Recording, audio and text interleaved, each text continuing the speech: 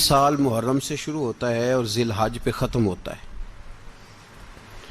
اس بات کا بھی ضرور خیال رکھا کریں کہ ہمارا جو اسلامی سال ہے اس کا آغاز جنوری سے نہیں ہوتا، اس کا آغاز محرم سے ہوتا ہے اور اس کا اختتام دسمبر پہ نہیں ہوتا بلکہ اس کا اختتام ذی الحج پہ ہوتا ہے۔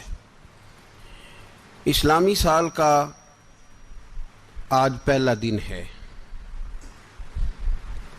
یکم محرم الحرام، امیر المومنین خلیفۃ المسلمین جانشین مصطفیٰ جبل استقامت اور رسول اللہ کے دین کا بہت بڑا سپاہی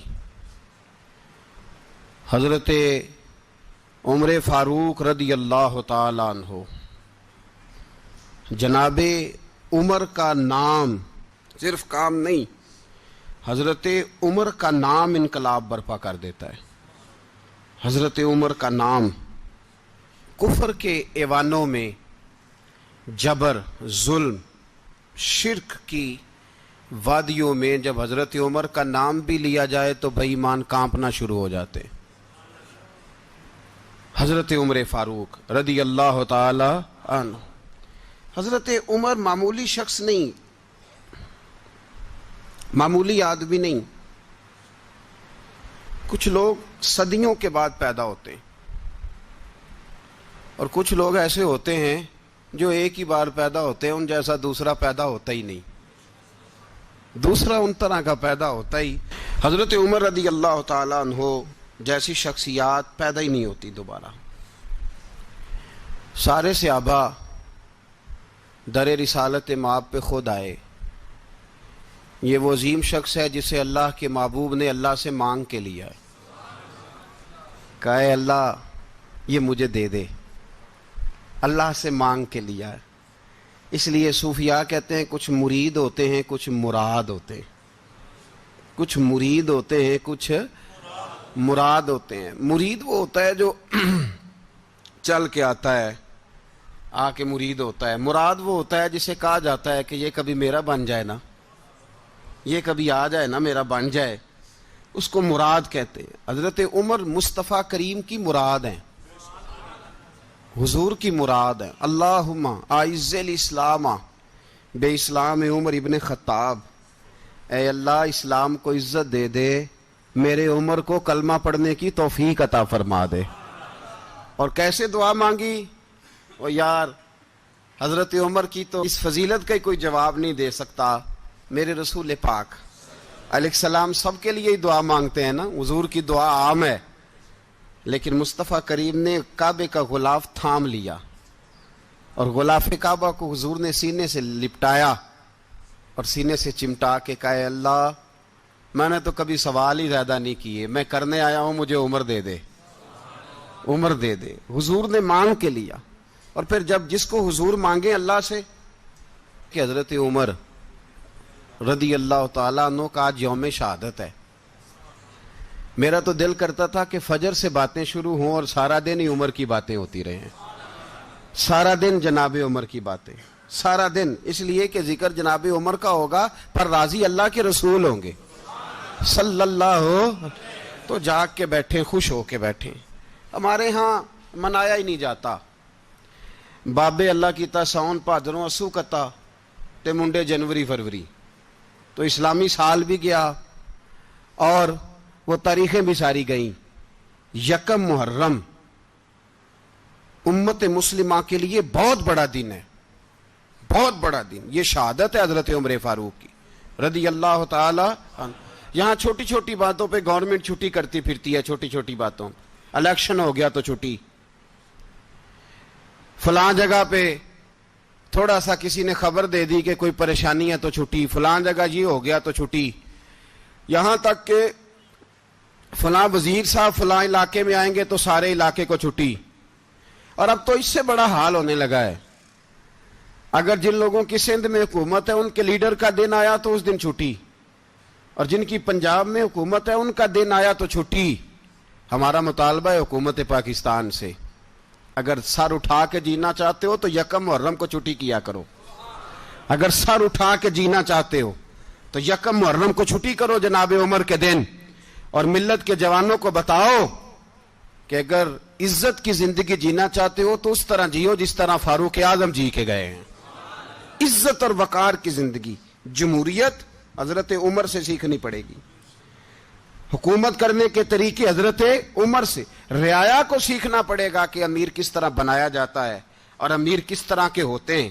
یہاں لوگ ہمیں یورپ کی مثالیں دیتے ہیں، لوگ یہاں ہمیں آ کر کے امریکہ کی مثالیں، انہیں کیا پتا حکومت کیا ہوتی ہے۔ وہ کہتے ہیں جی وہ سائیکل پہ جاتا ہے ان کا حکمران۔ میں نے کہا وہ سائیکل پہ جاتا ہے؟ میرے عمر فاروق مدینے سے مکے گئے تھے تو پیدل ہی حج کرنے چلے گئے، پیدل ہی۔ اور جناب عمر فاروق رضی اللہ تعالیٰ عنہ عید کی نماز پڑھانے گئے، عید کی نماز عمر خطبہ عید دینے گئے۔ اور اس زمانے میں کون سا غریب ہے جو ننگے پاؤں جاتا ہو؟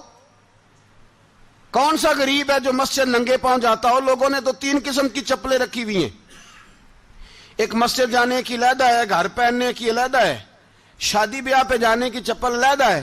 حضرت عمر فاروق رضی اللہ تعالیٰ عنہ نکلے عید کا خطبہ دینے کے لیے تو بیوی سے کہنے لگے جوتا، اس نے کہا صاحب اتنی دفعہ ٹوٹا ہے اب گانٹھا نہیں جا سکتا، اتنی دفعہ ٹوٹا ہے کہ اب دوبارہ پیمند نہیں لگ سکتے۔ تو حضرت عمر کہنے لگے چل کوئی حرج نہیں رہے، بغیر جوتے کے ننگے پیر ہی چلتے ہیں، کوئی حرج نہیں۔ تو کہنے لگے لوگ کیا کہیں گے؟ فرمایا چپ کر، لوگ جس دن عمر نے یہ دیکھ لیا نا لوگ اس کے بارے میں کیا کہتے ہیں، اس دن عمر نہیں رہے گا۔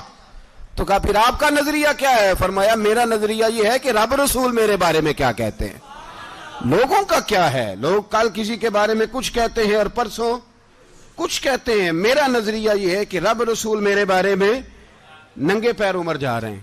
کون جی؟ میں بڑا ماڑا۔ اچھا جناب کیا غربت ہے؟ 10 قسم کے جوڑے لٹکے ہوئے ہیں کمرے میں اور پہننے کی فرصت نہیں، سویرے کیا پہننا ہے شام کیا پہننا ہے، 15 سوٹ کٹھے استری ہو کے لانڈری والا بھیج رہا ہے، اور تو غریب ہے، تو بہت بڑا غریب ہے۔ اس لیے کہ غربت پیسوں کی وجہ سے نہیں ہوتی، غربت تو دل کی ہوتی ہے۔ تو واقعی بڑا غریب ہے اور تو غریب ہی رہے گا۔ امیر تو عمر فاروق تھے جو ننگے پاؤں چلے گئے عید کی نماز پڑھانے، تو رستے میں جو ملا کہنے لگا عمر جوتا تو پہن لو۔ فرمایا تمہیں عمر کا جوتا نہ پہننے کا نقص تو نظر آیا ہے، کوئی حرج نہیں، اگر عمر کو کبھی بتانا ہوا تو وہ والا نقص بتانا جو عمر کی سیرت میں پیدا ہو، کردار میں پیدا ہو، وہ والا نقص بتانا، یہ چھوڑو جوتے آتے جاتے رہتے۔ ننگے پاؤں گئے، پاؤں دھوئے، نماز پڑھائی، لوٹ آئے۔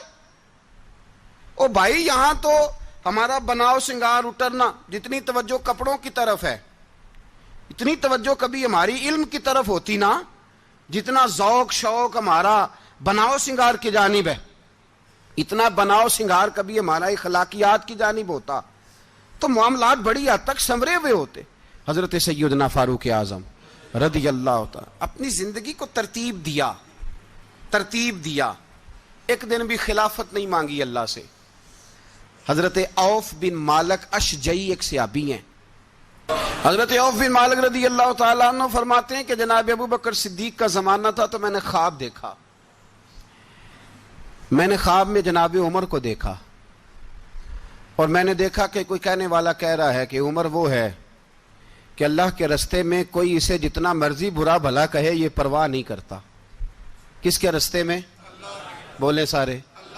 اس کا مطلب ہے اللہ کے رستے میں لوگ برا بھلا بھی، قرآن مجید نے کہا وَلَا يَخَافُونَ لَوْمَةَ لَائِمٍ، کچھ لوگ ایسے ہیں جو برا بھلا کہنے والوں کی پرواہ نہیں کرتے۔ آپ یقین کریں اگر پرواہ شروع ہو جائے نا تو دین کا کام ختم ہو جائے، نہ کوئی تقریر کرے، نہ کوئی تدریس کرے، نہ کوئی پیری مریدی کرے، ختم ہو جائے اگر باتوں کی پرواہ ہو۔ لیکن وہ پرواہ، حضرت عوف بن مالک اشجعی کہتے ہیں میں نے خواب میں دیکھا کہ عمر وہ ہے جو کسی کی پرواہ، اور دوسری بات میں نے یہ دیکھی کہ عمر خلیفہ بنے گا، اور تیسری بات میں نے خواب میں یہ دیکھی کہ عمر شہید بھی کیا جائے گا، عمر شہید بھی ہوگا۔ یہ میں نے 3 باتیں خواب میں دیکھی۔ فرماتے ہیں میں نے آ کے خواب حضرت ابو بکر صدیق کو سنائی، وہ خلیفہ تھے، وہ کہنے لگے ٹھہر جا میں عمر کو بلاتا ہوں، اس کے سامنے دوبارہ سنانا، اس کے سامنے۔ فرماتے ہیں میں نے بلایا حضرت عمر فاروق کو آ کے بیٹھے، خواب شروع ہوا، کہا ایک بات تو میں نے یہ دیکھی کہ آپ ملامت کرنے والے کی پرواہ نہیں کرتے، دوسرا آپ خلیفہ بنے گے۔ جناب عمر کہنے لگے چپ کر، ابو بکر کے سامنے ہی کہہ رہا ہے، چپ کر، خلیفہ کے سامنے ہی کہہ رہا ہے۔ تو حضرت ابو بکر صدیق کہنے لگے عمر اسے کہنے دو، مجھے لگتا ہے رب کی رضا یہی ہے کہ میرے بعد اگر مصطفیٰ کا منبر ملے تو عمر کو ہی ملے، اسے کہنے دو، کہنے دو۔ یار یہاں تو لوگ ڈینگے مارتے ہیں، یہاں تو لوگ دعوے کرتے ہیں، میرے سامنے فلانے کو بھی بٹھاؤ، فلانے کو بھی بٹھاؤ، اس کو کیا پتا، اس کو کیا پتا، یہ تو بڑکے مارنے کا دور ہے۔ حضرت عمر رضی اللہ تعالیٰ عنہ کو تیسری بات کہی، حضرت عوف بن مالک نے کہا آپ شہید کیے جائیں گے، میں نے خواب دیکھی ہے۔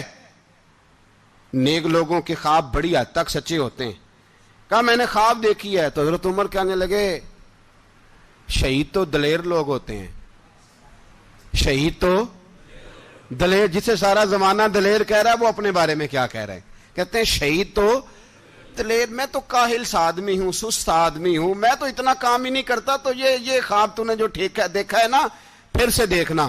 تو ابو بکر صدیق فرمانے لگے عاجزی نہ کر، انکساری نہ کر، تو جو کہہ رہا ہے ٹھیک کہہ رہا ہے، لیکن مجھے سن کے شکر بھی ہوا ہے اور افسوس بھی ہوا ہے۔ افسوس اس بات کا کہ تیرے جیسا بطل عظیم چلا جائے گا، اور شکر اس بات کا کہ رب تجھے زندگی بھی اعزاز والی دے گا، اور شہادت کی موت دے کے اللہ تجھے موت بھی عزت والی عطا فرمائے گا، اللہ موت بھی تجھے عزت والی دے گا، تجھے کاہلوں جیسی موت اللہ۔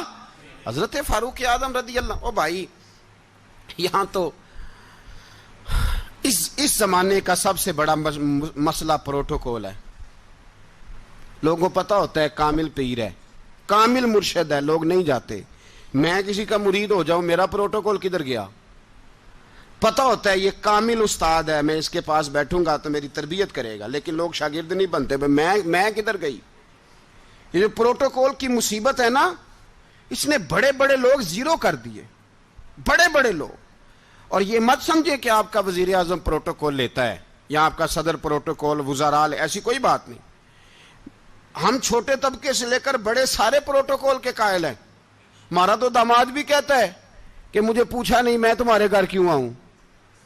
ہمارا تو بھائی ہر شخص اعلان کرتا ہے پروٹوکول کا، فلانے نے عزت نہیں دی تو واپس آ جاؤ، فلانے نے سلوٹ نہیں کیا تو واپس آ جاؤ۔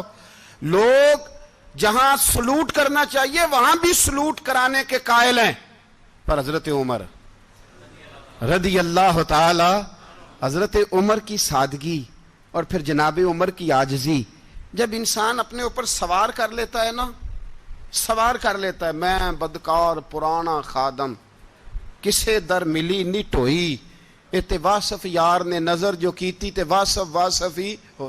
میں اکثر سوچتا ہوں حضور نے جہاں بھی کہا نا، فرمایا میرے بعد نبی ہوتے تو خطاب کے بیٹے عمر ہوتے۔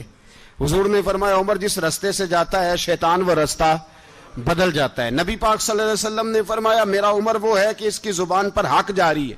حضور علیہ الصلوۃ والسلام نے فرمایا 950 سال حضرت جبریل میرے عمر کی شان بیان کریں تو ان کی عظمت ختم نہیں ہوتی۔ 950 سال جبریل عظمت بیان کرے تو ختم نہیں ہوتی، یہ بات ہے حضرت عمر کی۔ اور فرمایا عمر ابو بکر کی نیکیوں میں سے ایک نیکی ہے، یہ شان ہے اب عمر فاروق رضی اللہ تعالیٰ عنہ کی۔ حضور نے فرمایا میرے بعد نبی ہوتے تو عمر ہوتے، جس گلی سے عمر آئے شیطان رستہ بدل جائے۔ میرے عمر فاروق کی شان 950 سال بیان ہو تو ختم نہ ہو۔ عمر کی زبان پر اللہ حق بیان کرتا ہے، جو عمر کہتا ہے وہی رب کر دیتا ہے۔ حضور ساری زندگی فضیلتیں بیان کرتے رہے، عمر جواب میں کیا کہتے ہیں؟ کوئی بتائے نا کہ یہ والی حدیثیں کبھی عمر نے بھی روایت کی ہوں کہ حضور نے میرے بارے میں یہ کہا ہے۔ یہ روایتیں وہ روایت نہیں کرتے، ان سے جب لوگ کہتے عمر تیری بڑی بات ہے تو عمر رو پڑتے، کہتے میں تو اونٹ چرانے والے باپ کا بیٹا ہوں، میں تو اونٹ چرانے والے باپ کا بیٹا، اونٹ چرا۔ اس سے آگے عمر گئے ہی نہیں ساری زندگی، اس سے آگے لفظ ہی نہیں ادا کی۔ اور میں تو بھائی اونٹ چرانے والا، میرا باپ تو اونٹ چرایا کرتا تھا، 10 اونٹ تھے، میری ڈیوٹی ہوتی تھی، سنبھالے نہیں جاتے تھے، ابا ڈنڈوں سے مارتا تھا۔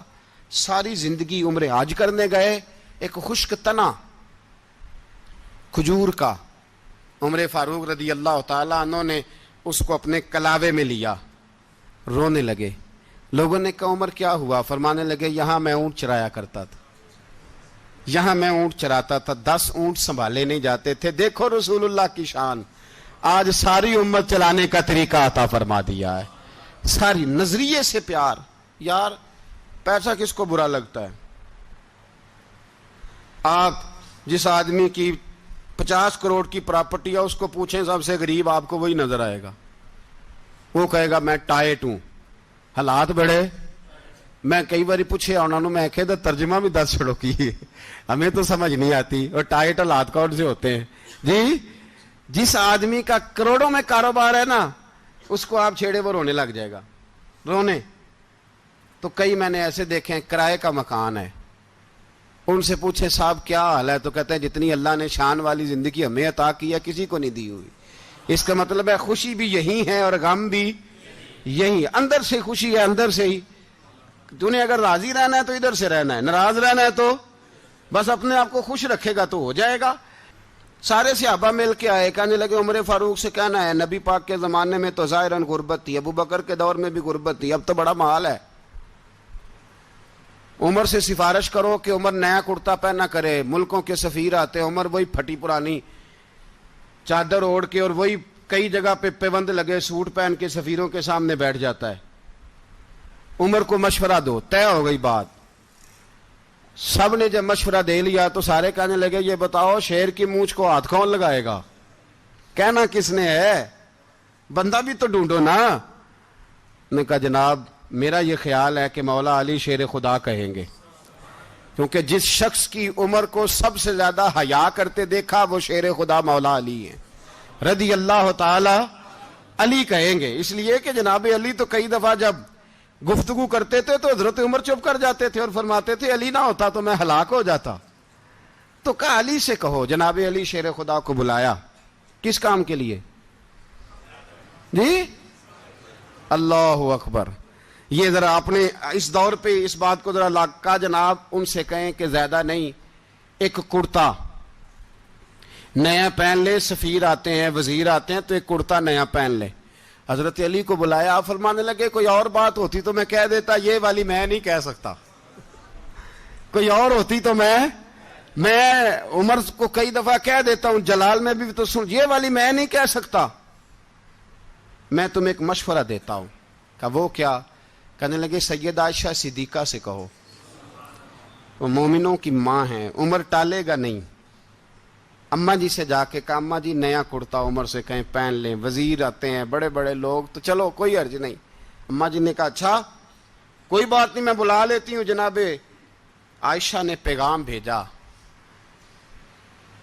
جب خادم نے کہا نا مصطفیٰ کے گھر سے پیغام آیا ہے، تو 20 لوگ بیٹھے تھے، عمر کانپتے ہوئے اٹھے، کانپتے دوڑے۔ حضرت عائشہ پردے میں تھی تو فرماتی ہیں عمر اتحیات کی حالت میں بیٹھ گئے۔ کہا اماں جی دیر تو نہیں ہو گئی مجھے آنے میں؟ کہا نہیں ٹائم پہ آ گئے ہو۔ کس لیے بلایا تھا؟ کہا عمر دیکھو غربت کے معاملات اور ہوتے ہیں، جب اللہ آسانی دے تو کوئی چیز استعمال کرنا حرام نہیں ہوتی، اگر حرام ہے تو بتاؤ۔ کہا نہیں اماں جی حلال ہی ہے۔ تو فرمایا پھر اتنے سفیر آتے ہیں مشیر آتے ہیں، اب تو مال غنیمت بڑا آتا ہے، ڈھیر لگ جاتے ہیں مسجد میں، تو چل ایک نیا کرتا تم بھی پہن لیا کرو، اور آپ نیا کرتا پہنو گے تو دھاک بیٹھے گی غیروں پر۔ تو صحابہ کا مشورہ ہے کہ آپ نیا لباس پہنے۔ اماں جی کہتی ہے میں نے حکم دیا تو عمر چپ کر گئے، گردن جھک گئی۔ تھوڑی دیر کے بعد سیدنا عمر فاروق نے سر اٹھایا تو داڑھی پہ آنسو گر رہے تھے، رو پڑے، کہنے لگے پاک محبوب کی پاک بیوی جیسے حکم کرتی ہو میں حاضر ہوں، پر مجھے وہ والا لباس پہنانا جو میرے مصطفیٰ نے پسند فرمایا ہے، اگر یہ رنگ رسول پاک کا ہے تو میں حاضر ہوں، اور اگر نبی پاک کا نہیں تو پھر جیسے آپ حکم کریں۔ جناب عائشہ کہتے ہیں عمر روئے تو میں زیادہ روئی، میرا پلو بھیگ گیا آنسوؤں سے۔ میں نے کہا عمر آپ جائیے۔ عمر یوں نکلے تو جو صحابہ کھڑے تھے وہ کونے میں تھے، سارے آ گئے۔ کہا اماں جی کیا بناؤ؟ فرمایا بھائی تم سب جو باتیں کہتے ہو وہ اپنی جگہ ٹھیک ہیں، پر عمر جو بات کرتا ہے وہ سب سے زیادہ ٹھیک ہے۔ عمر جس پہلو پر بات کرتا ہے وہ یار ایسی عاجزی، ایسا رنگ، ایسا انداز، ایسا طرز حیات، ایسی زندگی. اولاد کے معاملے میں لوگ بزدل ہو جاتے ہیں، بزدل. پر حضرت عمر کا بیٹا مصر گیا، وہاں سے کمائی کر کے لایا، تجارت کرنے گیا، لاکھوں کا مال. کون سا باپ ہے دنیا میں جس کا بیٹا باہر سے پیسے لے کے آئے تو ابا تفصیل پوچھے کہ بیٹا کہاں سے کمائے، کہاں سے لایا، کتنے ملے، کیوں آئے؟ کون سا باپ تفصیل پوچھتا ہے؟ ابا تو کہتا ہے لا صحیح، اور تعریفیں کرتا ہے میرا بیٹا بڑی کمائی کرتا ہے. کبھی پوچھا ہے اس سے کہ ڈیوٹی صحیح دیتا ہے کہ نہیں؟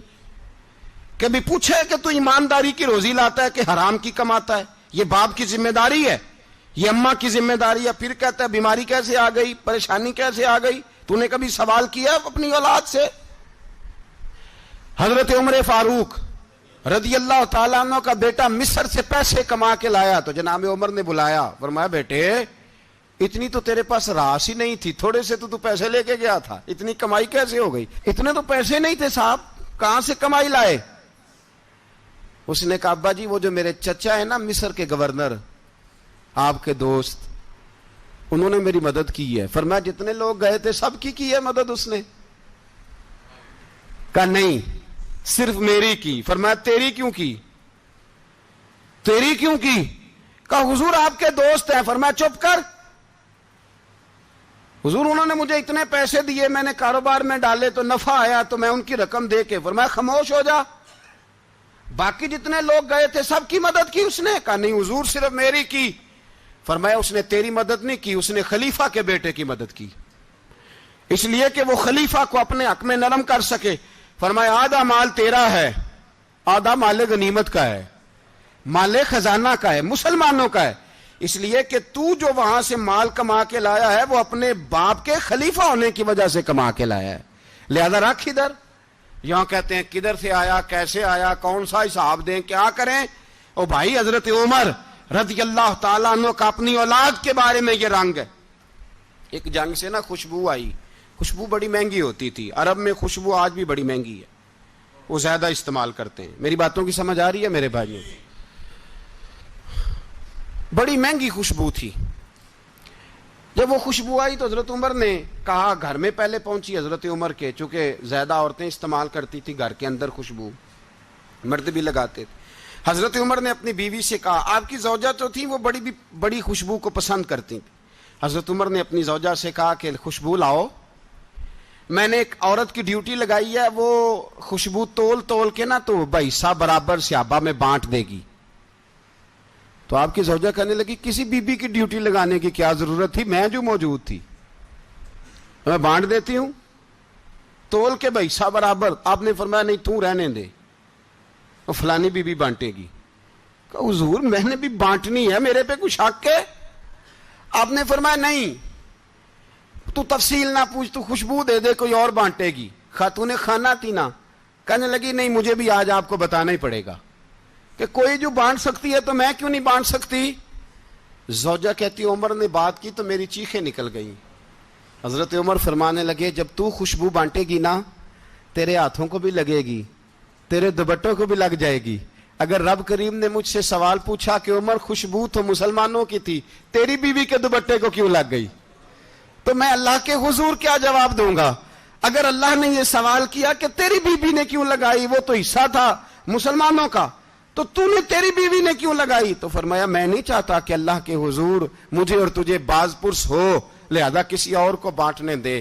زوجہ روئی اور تڑپ کے کہنے لگی عمر مجھے لگتا ہے صبح قیامت بھی تیری بیوی ہونے کی وجہ سے اللہ مجھے جنت عطا فرما دے گا، تیری زوجہ ہونے کی برکت سے. بھائی یہ معیار رکھا، خدا کی قسم ایسا شخص تاریخ میں دوبارہ نہیں آیا. اتنا بڑا آدمی، اتنا بڑا شخص، اتنا بڑا آدمی، اور پھر رنگ یہ ہے کہ عمر 22 لاکھ مربع میل کا حکمران، 22 لاکھ، اور کھجور کے درخت کے نیچے مٹی کا ڈھیلا لے کے سو گئے ہیں، پرواہ کوئی نہیں، کوئی مسئلہ ہی نہیں. 2 غلام ساتھ بیٹھے تو ایک روٹی حضرت عمر نے گھر سے منگوائی، تھوڑا سا سرکہ، تو غلام کہنے لگے ہم نے بھی کھانی ہے. فرمایا کوئی حرج نہیں، روٹی کو پیٹ بھر کے کھانا ضروری تو نہیں، 3 حصوں میں بانٹ لیتے ہیں. ایک آدمی آیا ہوا تھا مصر کا رہنے والا ملنے کے لیے. اس نے پوچھا عمر کدھر ہے؟ تو کہا وہ ادھر جاؤ مسجد میں بیٹھے ہوں گے. اور واپس آیا تو کہنے لگا وہاں تو 3 غلام بیٹھے ہیں, ایک روٹی بانٹ بانٹ کے کھا رہے ہیں, لگتا ہے کئی دنوں سے روٹی نہیں ملی. کہا 3 غلام تو کوئی نہیں, وہاں 2 ہی تھے, تیسرے تو امیر المومنین تھے. اس نے کہا نہیں 3 غلام ہیں, کپڑے بھی ایک طرح کے پہنے ہوئے ہیں, بلکہ 2 کے تو پھر صحیح ہیں, تیسرے کے تو زیادہ ماڑے ہیں. کپڑے بھی ایک طرح کے, کھانا پینا بھی ایک طرح کا, اور ان کا نشست برخاست بھی ایک طرح کی ہے, لہذا کوئی فرق نہیں. حضرت ابو ہریرہ کہتے ہیں میں لے کے آیا, اور جناب عمر کو جب میں نے کچی زمین میں تامت سمیٹ بیٹھے دیکھا تو میں رو پڑا. میں نے اس مصر سے آنے والے کو کہا تو اس کے جلوے دیکھ, اگر اس کی ذات میں اتنا حسن ہے تو محمد عربی کا مقام کیا ہوگا. یہ مقام غور ہے, مقام غور. 10 محرم کو لوگ دیگے پکائیں گے نا, نہیں پکانی ہے؟ کوئی بول دے نہیں, ہاں نہ نہیں کر دے. پروگرام بدلیا تو نہیں دی عید کی کہ وہی کام شروع ہوا ہے لات ٹائٹ ہونے والا. کیوں جی, پکنی ہے نا دیکھیں 10 محرم کو انشاءاللہ تعالی. ہم بھی پکائیں گے انشاءاللہ, یہاں بھی پروگرام ہوگا. تو 10 محرم کو جو دیگ پکنی ہے تو ایسا نہیں ہو سکتا کہ 1 محرم کو حضرت عمر کے نام کی بھی کوئی پک جائے. اگر امام حسن حسین کے نام کی دیگیں پکے تو جو امام حسن حسین سے پیار کرنے والے ہیں, جو امام حسن حسین سے, ہم لوگوں نے بھی عجیب رٹا اپنایا ہے نا. ہم لوگ بات کا ایک پہلو دیکھتے ہیں, دوسرا نہیں دیکھتے. حضرت امام حسن اور حسین کو بھی نبی پاک نے شہید کہا, اور جناب عمر کو بھی رسول اللہ نے خود شہید فرمایا. فرمایا شہید ہے, خود فرمایا اپنی زبان سے کہ یہ شہید ہے, خود میرا عمر شہید ہے. تو ان کے نام کی دیگ نہیں پکنی چاہیے, اس طرف نہیں ہماری توجہ ہونی چاہیے. اور اہل بیت نبو, یہ بات میں پہلے بھی کرتا ہوں, آج پھر کرنا ضروری سمجھتا ہوں. اہل بیت کا پیار سن لو کان کھول کے, اہل بیت کا پیار اگر ہمیں کسی نے سکھایا ہے تو سیدنا عمر فاروق نے سکھایا ہے. اہل بیت نبوت کی محبت اگر کسی نے سکھائی ہے تو کس نے سکھائی ہے؟ بول کے بتائیے. حضرت عمر نے. اہل بیت کا پیار ہمیں حضرت عمر نے بول کر کے سکھایا ہے. بھائی یاد رکھیں, کسی کی طاقت نہیں تھی دم مارنے کی حضرت عمر کے سامنے, طاقت ہی نہیں تھی. کیسر و کسرا کانپ جاتے تھے, جرت ہی نہیں کرتے تھے حضرت. اور ہمارے تو تعلقات بڑے ہیں نا غیروں سے. حضرت ابو موسیٰ اشعری رضی اللہ تعالیٰ عنہ فرماتے ہیں میرا منشی سائی تھا, وہ کاتب کہتے تھے وہ لوگ, میرا حساب کتاب عیسائی تھا. تو فرماتے ہیں ایک دن میں نے وہ سارا حساب کتاب لین دین کے حضرت عمر کو دکھائے تو فرمانے لگے جس نے لکھے ہیں اس کو بلاؤ. کہنے لگے حضور مسجد نہیں آ سکتا. کیوں نہیں آ سکتا؟ کہنے لگے وہ عیسائی ہے. کہتے ہیں حضرت عمر جلال میں آ گئے. آپ فرمانے لگے جنہیں رب دور کرتا ہے تم کیوں قریب کرتے ہو؟ جنہیں اللہ دور کرتا ہے. فرمایا تم غیروں کو اگر عہدے دو گے تو اپنوں کا کیا بنے گا؟ اگر تم غیروں کو عہدے دو گے تو اپنوں کا. یہ سوچ ہے جو آج برما کے مسلمانوں کے لیے بھی ضروری ہے. کہا اگر تم غیروں کو عہدے دو گے تو اپنوں کا. ہم نے غیروں کو عہدے دیے تو دیکھا نا اپنے کس طرح کاٹے جا رہے ہیں. غیروں کو جو عہدے دے دیے جرانے سارے غیروں سے. روز دعویٰ ہوتا ہے چین ہمارا سجن ہے, چین ہمارا دوست ہے. او بھائی دوست ہے تو اس سے کہو نا کہ برما تو تمہاری ایک چھوٹی سی ریاست ہے, چین کے بغیر تو وہ سانس بھی نہیں لے سکتا. اس کو کہو نا اس حکومت پہ دباؤ ڈالے. لیکن ہم لوگوں نے غیروں کو عہدے دیے تو اپنے پس گئے. حضرت عمر کہتے تھے ذمی کا ہم ادب کریں گے, ذمی کافر کا ہم, ایسا کافر جو مسلمان ریاست کو قبول کرے, بدامنی نہ پھیلائے. ایک آدمی کو آپ نے دیکھا آنکھوں سے نابینا ہے اور بھیک مانگ رہا ہے, تو حضرت عمر کو نظر آ گیا. فرمایا کون ہو؟ اس نے کہا میں یہودی ہوں. فرمایا بھیک کیوں مانگتے ہو؟ کہا جب تک تندرست تھا مسلمانوں کو جزیہ دیتا تھا, بوڑھا ہو گیا ہوں کیا کروں. حضرت عمر نے گھوڑے کی پشت پہ بٹھایا, کافر کو گھوڑے کی پشت پہ بٹھایا اور بٹھا کے مدینے لائے. حضرت علی شیر خدا وزیر خزانہ تھے. فرمایا علی اس کا وظیفہ جاری کرو. کہا یہ کون ہے؟ فرمایا یہ یہودی ہے لیکن یہ ہمیں جزیہ دیتا رہا, بوڑھا ہو گیا بیچارہ, بھیک مانگنے پہ مجبور ہے, ہماری حکومت کے اندر رہتا ہے, اس کا پورا وظیفہ جتنا خرچہ اتنا وظیفہ لگاؤ. حضرت علی کہتے ہیں میں وظیفہ لگا رہا تھا اور وہ میرے نبی کا کلمہ پڑھ رہا تھا, وہ رسول اللہ کا کلمہ پڑھ رہا تھا. یہ مزاج, یہ نہیں کہ کافر. حضرت عمر نے گورنروں کو خط لکھے تھے کہ زبردستی کسی کو مسلمان نہیں کرنا, جہاں ان کی عبادت گاہیں بنی ہو گرانی نہیں, کوئی مندر کوئی گرجا ضائع نہیں کرنا. اسلام سب کو جینے کا موقع دیتا ہے، پر بے ایمانو ظالموں بدذاتوں تمہیں یہ کہتا ہے کہ ہم تمہیں جینے کا موقع دیتے، تم بھی مسلمانوں کو جینے کا موقع دو. یہ جہاں بستے ہیں جہاں رہتے ہیں انہیں وہاں جینے کا موقع دو، انہیں بھی اللہ اکبر کہنے کا موقع دو، انہیں بھی قرآن پڑھنے کا موقع دو، انہیں بھی رسول اللہ پر درود پڑھنے کا موقع دو. ہمارے ملک میں عیسائی اپنی مرضی سے کھلے عام تبلیغ کرتے ہیں. یہاں تو چینل چلائے ہیں عیسائیوں نے. کسی مذہبی جماعت نے کبھی جلوس نکالا ہے کہ عیسائیوں کا چینل بند کرو؟ بولے نکلا ہے کہ نہیں نکلا؟ کتنے ظلم کی بات ہے. ہم جب غیر کو اتنا تحفظ دیتے ہیں، اتنا تحفظ دیتے ہیں. ہم نے دیکھا ہے، مجھے بیسیوں لوگوں نے عید پہ ٹیلی فون کیے کہ عیسائیوں کو قربانی کا گوشت دے لیں. مجبور ہیں جی، دروازے پہ آ گئے ہیں، ہمارے کام کاج کرتے ہیں. بیسیوں لوگ، عام آدمی کے دل میں ان کا اتنا جذبہ ہے. وہ مسائل کا بیان کرنا ایک علیحدہ بات، لیکن ہمارے دل کافر کے حق میں بھی نرم ہو جاتے ہیں. تم کس قدر زیادہ بے ایمان ہو اور کفر کس قدر زیادہ ذلیل ہو گیا ہے کہ مسلمان کے حق میں نرم ہوتا ہی نہیں. اور اس سے بڑے ذلیل وہ ہیں جو ان ذلیلوں کے سپورٹر ہیں. وہ کسی عرب ملک کے حکمران ہو یا کسی اور جگہ کے، وہ بڑے ذلیل ہیں جو ان ذلیلوں کے سپورٹر ہیں، جو برما کی بچیوں کے قتل پر اپنی حکومتیں چمکا رہے ہیں. انہیں شرم نہیں آتی. اس قدر مسلمان تڑپا ہے، لیکن ان بے غیرتوں کو ذرا ہوش نہیں آئی. اور یہ ان کے کماش، ان کے دلال جو ہر جگہ ان کی سپورٹ کر کے اپنی حکومتیں قائم کرتے ہیں، بے ایمانوں کو پتہ نہیں کہ کب ان پر اللہ کا عذاب اترے گا اور کس طرح ان کے پرخشے اڑیں گے. تمہیں اپنی ذلت اور رسوائی نظر نہیں آ رہی کہ زمین کس طرح تمہارے لیے تنگ ہو گئی ہے؟ اس سے زیادہ اور تمہاری رسوائی کیا ہوگی؟ ڈرو اللہ سے. اور یہ تو دنیا کا عذاب ہے. ان بطش ربک لشدید. میرا رب کہتا ہے قیامت تو قائم ہونے دے. اتنا سخت تیرے رب کی پکڑ ہے، اتنی کسی دوسرے کی ہو سکتی؟ یاد رکھیں اور تھوڑا احتیاط کریں. ہم سب لوگ بھی، جو ہم لوگ آدھی زبان بول کے بھی ان کی سپورٹ کرتے ہیں، اب شرم آنی چاہیے ہمیں ان حکومتوں کی سپورٹ کرتے جو مسلمانوں کی لاشوں کے اوپر حکومتیں قائم کرتے ہیں. شرم آنی چاہیے. بہرحال بات دور نکل جائے گی اور میں اپنے مضمون پہ رہتا ہوں. اہل بیت کا پیار اگر سکھایا ہے تو جناب عمر نے سکھایا ہے رضی اللہ تعالی عنہ. امام حسن ملنے، آپ یقین کریں میں جب اس واقعہ کو پڑھتا ہوں تو میرا دل جھوم جاتا ہے. میں کہتا ہوں یار ڈاڈا ہونا اپنی جگہ پہ، عشق ہونا اپنی جگہ پہ، انسان کا باوقار ہونا اپنی جگہ. جہاں کھڑے ہونا تھا وہاں یہ کھڑے ہوتے تھے، اور جہاں جھکنا تھا وہاں یہ ان لوگوں میں اقبال نے کہا تھا تیری نگاہ ناز سے دونوں مراد پا گئے، عقلے کی یاب و جستجو، عشق حضور و اضطراب.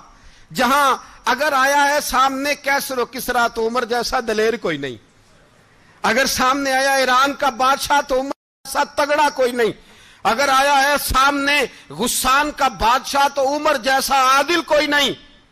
لیکن اگر علی کا بیٹا آیا ہے، اگر فاطمہ کے لال پارے آئے ہیں تو پھر فاروق اعظم سے جیسا محب کوئی نہیں، پھر ان سے جیسا پیار کرنے والا کوئی نہیں.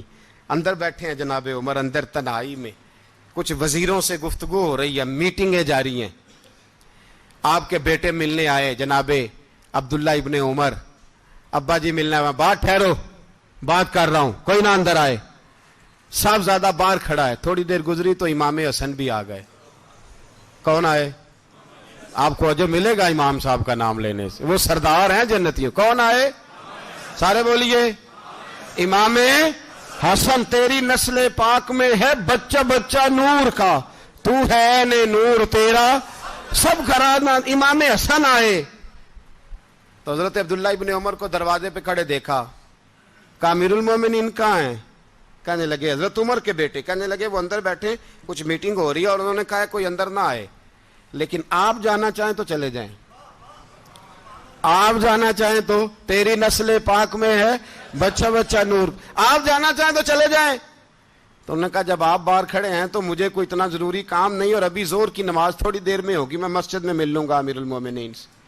یہ بات کہہ کے امام حسن چلے گئے. یار اتنی بڑی بات نہیں تھی، اتنی بڑی بات نہیں تھی.